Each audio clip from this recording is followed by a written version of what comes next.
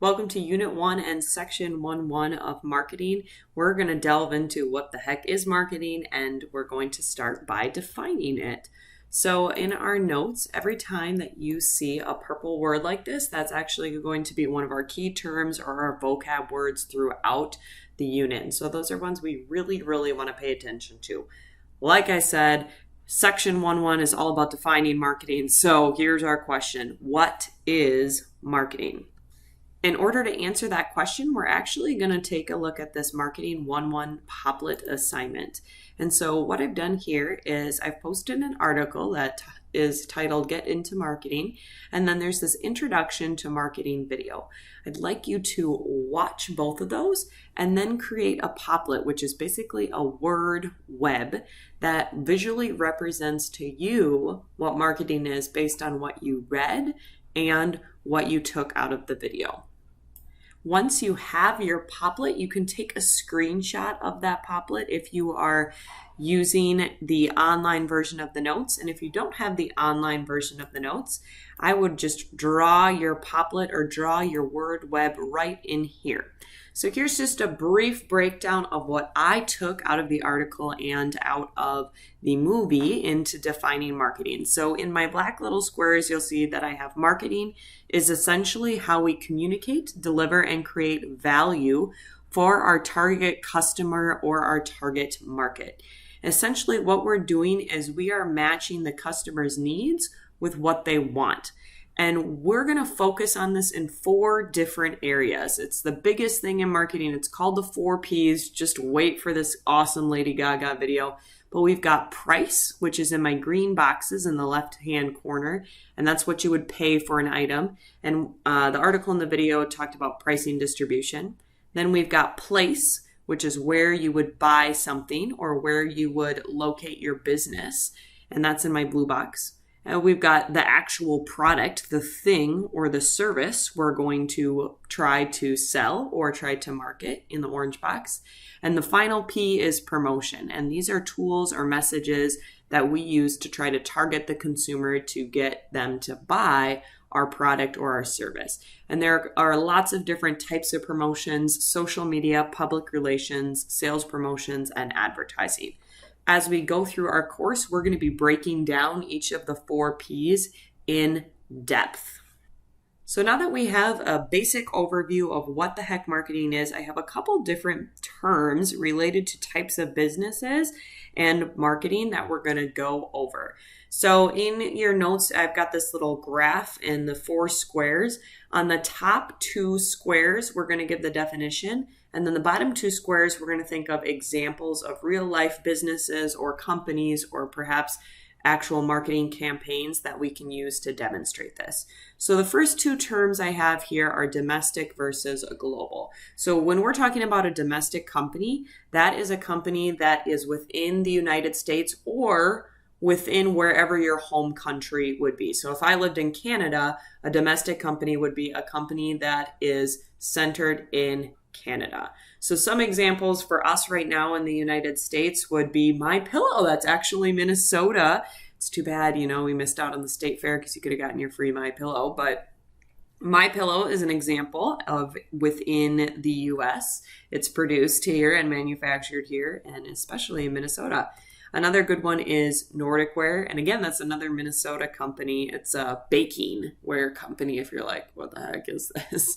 The opposite of domestic would be global, and this would be a company where they produce anywhere in the world or all countries. Sometimes we consider these international companies. Coke is a big one, so we're going to see Coke in tons and tons of different countries all over the world. Another example I came up with was IKEA. So that actually originated Sweden, maybe Norway. Oh my gosh, I don't know. I'd have to look it up. But that can be found all over the entire world. The next type of business I want to define is a publicly traded company versus a private company. So a public company is one where you can buy and sell stock, or you can trade stock. And so essentially what stock is it's a piece of ownership in a company. So if I own, for example, any of these companies, These are all companies that are public. So I'm just going to look at Walt Disney. If I buy stock in Walt Disney, I'm actually a part owner in Walt Disney. Now, a private company does not buy, sell, trade stock. These are either family owned or they're just owned within that one company. Mars Candy is an example of a private company. Cargill is an example of a private company. This is actually owned by a bunch of different farmers. It's a co-op. Hy-Vee is another example of a private company. It's actually employee owned. It says it right there at the bottom of the logo. So if you work for Hy-Vee, then you could buy Hy-Vee stock. But unless you're an employee of Hy-Vee, there's no stock. It's not publicly traded. The public can't go out and buy and sell Hy-Vee stock.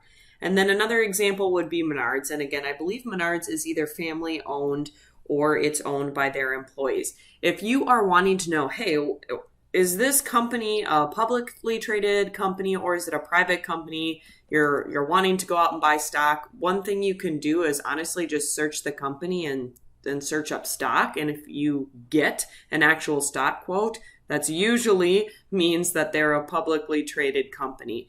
If you're really unsure, you can honestly just search private or public after there. So for example, Menards, I can say private company if I'm wondering and see what I get, and it will tell you. So Menards is a chain located, it's owned by his privately held company. So this is how I would know, oh, I can't go out and buy Menards stock. I could look up Menards stock and I'm not finding anything here. It's finding actual like items in stock at their store, not a share of stock that I could go buy. Next up, we want to define what the difference is between a large business and a small business. So this is actually going to come down to two things: money that the business makes and the number of employees. So typically a large business is considered one that has over 500 employees and makes over $38 million in profit. Now this $1 million in profit, that can vary industry to industry. So if it's a really, really small time industry where the highest profit earned by any company is going to only be $1 million, then that changes things, because you could have a large business in a small industry, if that makes sense, that might not earn that amount of money. Some examples of large businesses would be Wells Fargo or Apple. They have way over 500 employees. They're making way more than $38 million in profit. So small businesses are going to be the opposite. They're going to have less than 500 employees, and they're anywhere between 7 and 38 million. And again, that amount can vary. So a perfect example right here in Dodge Center would be Plaza Marina. That's a small business. And the thing here is, again, 7 million can be a lot of money. So sometimes we can break down small businesses even further to family-owned businesses, independently owned businesses. So you could be just one person who owns your business. Maybe you've got an Etsy shop out there. So that $7 to $38 million varies. It could just be one employee, or it could be 20 or something. But the biggest difference when we talk about large versus small would be in the number of employees and the amount of profit that company is turning. Speaking of profit, we need to define whether a company is considered for-profit or whether they're considered non-profit. So for-profit companies, their entire goal is to make money and to take that money home with them. So the Nike, Sephora. On the flip side, a non-profit company, their goal is dedicated to a specific cause.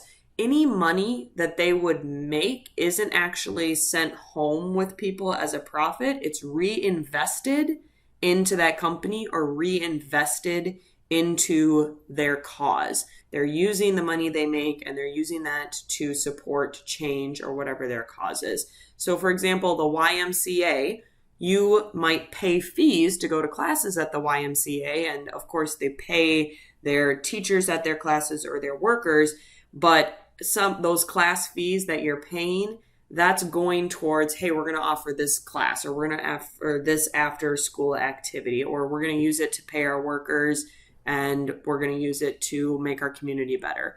Lots of nonprofits are considered research. So like St. Jude's Children's Hospital. Another example would be the Salvation Army. So the Salvation Army, when they get donations, they turn around and they sell them, but they use that money and it gets put right back into communities or right back into specific research.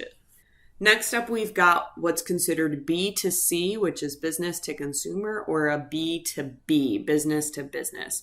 So if my business is a B2C business, that means that I take my product or my service and I sell it directly to the consumer. So Target, I can go into Target and I can directly buy a bottle of shampoo. Or Quick Trip, I go into Quick Trip and I can directly buy those super yummy bars that have the chocolate on them that I cannot think of their name right now. Scotcheroos. On the flip side, a B2B or a business to business is I'm one business and I sell to another business. So a couple of examples here to break that down. Microsoft, IBM, General Electric. So Microsoft, when they make their computers, they might sell their computers, or IBM might sell their computers to Target, and then Target sells it to the consumer. Now, some businesses are both a B2B and a B2C. So I could go to Microsoft right now and maybe just buy a computer from Microsoft, but Microsoft might also sell to another company. Same with General Electric. They might sell some of their electrical supplies to like a Home Depot or a Menards, or I might be able to buy directly from them. And some companies, it's just I'm a business and I'm going to sell to another business. Next up, we've got goods versus services. And I've been using these words, or I've been saying products versus services. So when we talk about a good, that is an actual tangible item that you can hold. So if I go out and I'm going to buy a good, this would be like I'm actually going out and I'm buying makeup. That's a good. Or I'm going to the store and I'm buying a pair of Beats headphones. I can walk out with it in my hand. Now, a service is intangible. I can't physically hold this, but I'm still paying money to get something done. So if I'm going to get an oil change, that's a product that I'm getting, but I can't just go into Target and be like, I would like to walk out with a box of oil change. Like, no, I go and I bring my car in and they do something to it. Another really good example of a service is a haircut. So you go and you pay for a haircut, but you can't physically hold the haircut. I guess you could hold your hair, but that's not it. Like going to the doctor is a service, or getting your nails done is a service. So those are things that you can buy, but you can't physically hold them. Those are considered services. So to wrap things up, just a couple of brief questions to review things. So first up, we've got marketing involves which of the following: advertising, transporting products, taking surveys, or all of the above. Ding, ding, ding. The answer is all of the above. Marketing involves everything in that price, product, place, promotion, and more. And as we continue on in the class, we're going to continue to break down all those different components that are involved in marketing.